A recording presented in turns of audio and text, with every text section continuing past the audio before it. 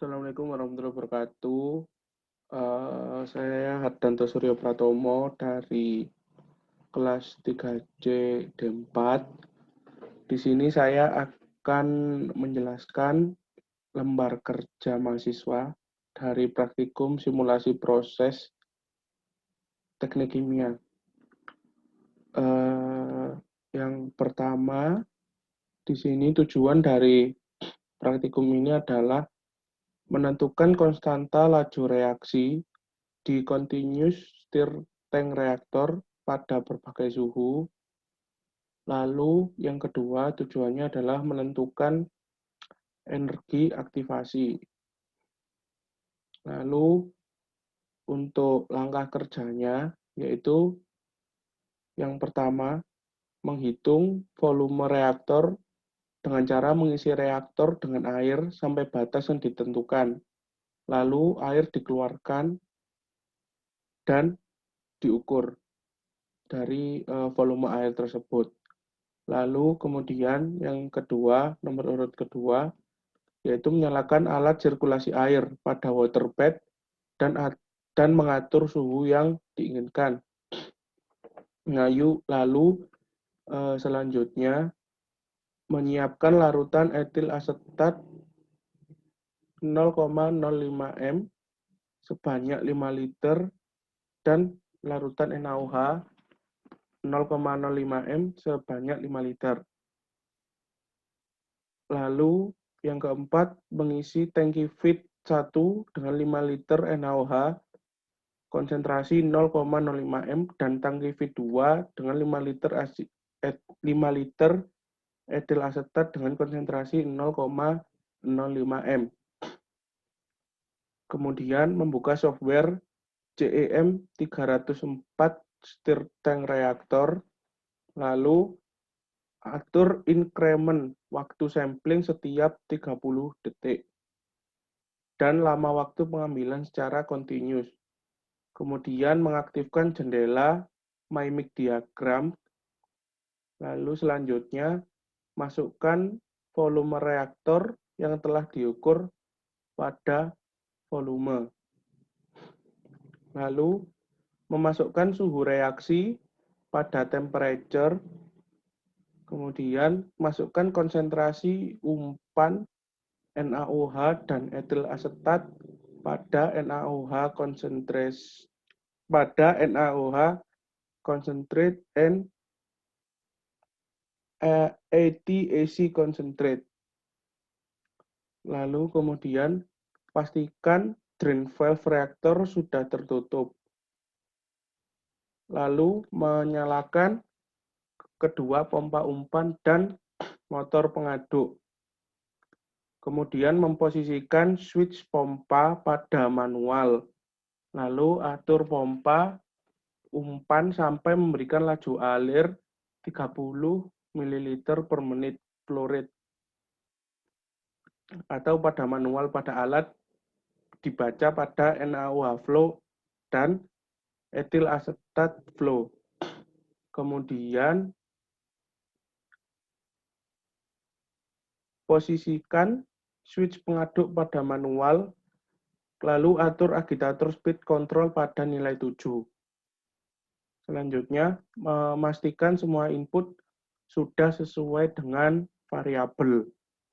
Lalu, klik Go dan pindah ke jendela tabel pengamatan. Lalu, amati proses sampai mencapai steady state atau measure conductivity constant. Kemudian, klik icon stop untuk menghentikan pengambilan data. Kemudian matikan kedua pompa dan pengaduk. Lalu keluarkan semua isi reaktor dengan membuka drain valve di bagian bawah reaktor. Kemudian melepaskan probe conductivity dan bilas dengan air demineralisasi. Kemudian pasangkan kembali. Dan yang terakhir, step yang terakhir yaitu melakukan pengambilan data pada variabel baru. Klik bagian New Result di sebelah tombol Go. Kemudian di sini ada soal set 1 di mana suhu reaksinya di sini diminta 20 derajat Celcius, lalu flow rate dari NaOH itu 31,6 ml per menit dan flow rate dari etil asetat 32,3 ml per menit dan volumenya adalah 1,118 liter atau dm/3. Lalu di sini di tabel ini waktu di sini dari detik dijadikan menit, ini dibagi 60, kemudian di-drag ke bawah, lalu hasilnya akan seperti ini. Lalu untuk CA atau mol per liter dengan satuan mol per liter itu sama dengan NaOH ini, jadi mol per liter. Lalu untuk 1 per CA yaitu sama dengan 1 per CA yang sudah didapatkan di sini, lalu di-drag ke bawah dan akan mengdapat hasil ini. Lalu XA, rumus XA itu 1 min CA per CAO, di mana CAO-nya di sini diketahui 0,019463. Kemudian hasilnya di-drag ke bawah. Kemudian untuk XA per 1 min XA itu dengan XA ini dihitung, dimasukkan rumus, lalu mendapatkan hasil seperti ini. Nah, untuk grafiknya hubungan antara waktu dalam satuan menit dan 1 per CA didapatkan nilai slope 0,241. Lalu untuk grafik selanjutnya hubungan antara waktu dan nilai XA per 1 min XA itu didapatkan slope 0,047. Nah, di sini nilai konstanta laju reaksi untuk reaksi saponifikasi di atas ini dari grafik yang pertama, yaitu hubungan antara T1 T dan 1 per CA itu didapatkan nilai K-nya adalah 0,2410. Lalu untuk nomor 2 ini hubungan antara waktu dan XA per 1 min XA itu didapatkan nilai 0,2415. Di sini dari grafik yang kedua. Nah, untuk yang nomor 3, kedua grafik bagaimanakah nilai konstanta laju reaksi. Jadi di sini tidak ada perbedaan nilai K, mungkin ini perbedaannya terlalu kecil, jadi dapat disimpulkan bahwa tidak ada perbedaan. Lalu untuk set kedua sebenarnya sama, hanya saja di sini yang dirubah yaitu temperatur lalu dan juga flow rate. Di sini menggunakan temperaturnya 30 derajat Celcius, lalu flow rate NaOH-nya 31,5 ml per menit dan flow rate etil asetatnya 32,3 ml per menit. Lalu untuk penginputan datanya sama seperti di set 1 di sini. Nah, di sini yang berbeda adalah nilai dari grafik. Jadi sebenarnya yang dicari sama dari set 1 dan Z2 di grafiknya. Tetapi karena nilai yang diketahui berbeda, jadi di sini nilai slope yang didapat juga berbeda.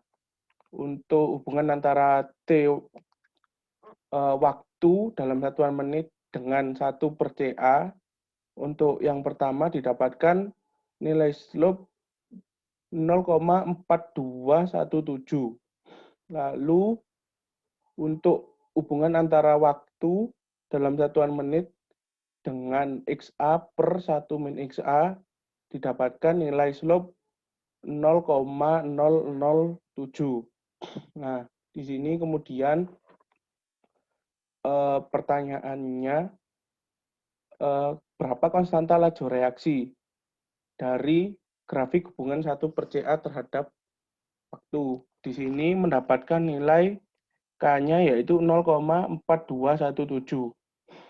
Lalu untuk yang nomor 2, berapa nilai K berdasar grafik hubungan XA per 1 min XA terhadap waktu.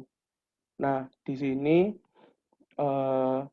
didapatkan nilai 0,4204, di mana nilai ini didapat dari slope ini yang ada di grafik kedua ini, yang nilainya 0,007 dibagi dengan CAO yang sudah diketahui. Di sini CAO yang nilai CAO yang diketahui adalah 0,016651. Di sini mendapatkan nilai K-nya 0,4204. Lalu untuk pertanyaan ketiga, sebenarnya tidak ada perbedaan yang terlalu jauh atau signifikan. Jadi mungkin sedikit tapi tidak terlalu signifikan. Lalu pindah ke set ketiga. Di sini yang diketahui adalah suhu reaksinya 40 derajat Celcius, lalu volumenya sama 1,118 liter, lalu flow rate NaOH-nya 31,5 ml per menit, dan flow rate etil asetatnya 32,3 ml per menit.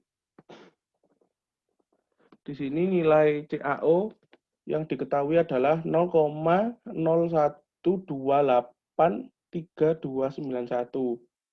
Untuk mencari rumus yang berada di tabel, semua sama dari set 1, set 2, set 3, hanya nilai temperaturnya berubah. Lalu grafiknya. Untuk grafik yang pertama, hubungan antara T dengan 1/CA didapat nilai slope 0,3118.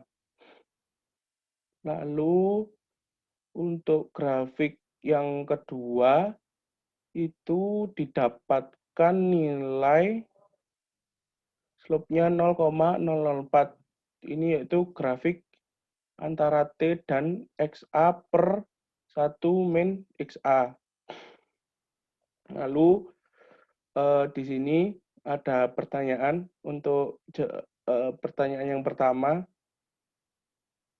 laju reaksi, nilai konstanta laju reaksi berdasar grafik hubungan 1/CA dengan waktu. Itu jawabannya adalah nilai K-nya adalah 0,3118. Lalu untuk yang kedua, nilai konstanta laju reaksi berdasar grafik XA per 1 min XA, itu nilai konstanta laju reaksinya adalah 0,3117. Nah, nilai ini didapat dari slope yang dari grafik kedua. Nilai ini dibagi dengan nilai CaO. Nah, di situ menghasilkan nilai 0,3117. Nah, lalu untuk pertanyaan terakhir, pertanyaan nomor 3, di sini tidak terdapat perbedaan dari nilai K. Nah, lalu berpindah ke energi aktivasi. Di sini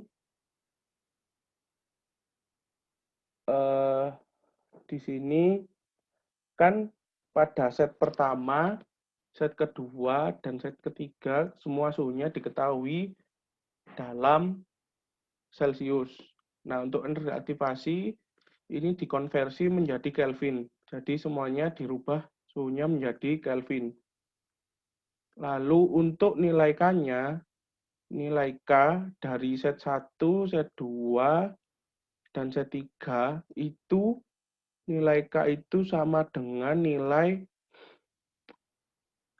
konstanta laju reaksi berdasarkan grafik hubungan 1/CA terhadap waktu. Ini untuk set 1, ini untuk set 2, dan ini untuk set 3.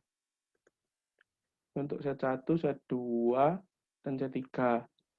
Lalu rumusnya 1.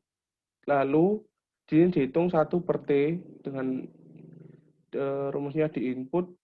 Nanti ini menghasilkan nilai-nilai ini yang ada di tabel. Lalu untuk nilai len K-nya itu ini dari len. Jadi dari nilai K ini dilenkan, kemudian dibuat grafik. Nah, grafiknya ini adalah hubungan dari len K dengan 1/T. Dihasilkan nilai slope minus 1225,3. Itu nilai slope-nya. Lalu di sini R yang digunakan dengan satuan Joule per mol Kelvin. Karena satuannya Kelvin, jadi R-nya adalah 8,3143. Nah, untuk rumus energi aktivasinya ini untuk menghilangkan nilai minus. Jadi di sini saya menggunakan rumus minus dikali slope-nya yang diketahui di grafik, yaitu minus 1225,3, kemudian dikalikan dengan R, menghasilkan nilai 10.187,5 Joule per mol. Lalu